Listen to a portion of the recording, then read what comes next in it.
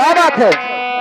और कोई कहाँ तो दिखा दी सीना फाड़ के हाँ ताकि कहाँ रा मिलल बातें प्यार में।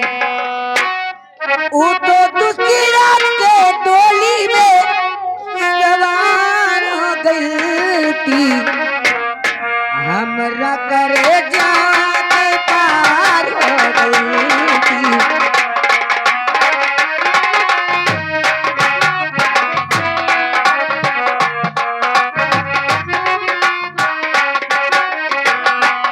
वो तो दूसरा के डोली में हेलो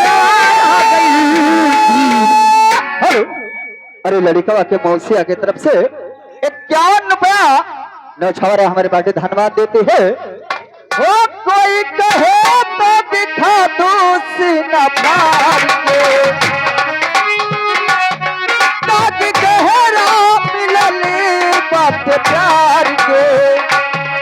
वो तो बस रात के डोली में सवार हो गई थी हमरा करे दीवार के पार हो गई थी हमरा करे दीवार।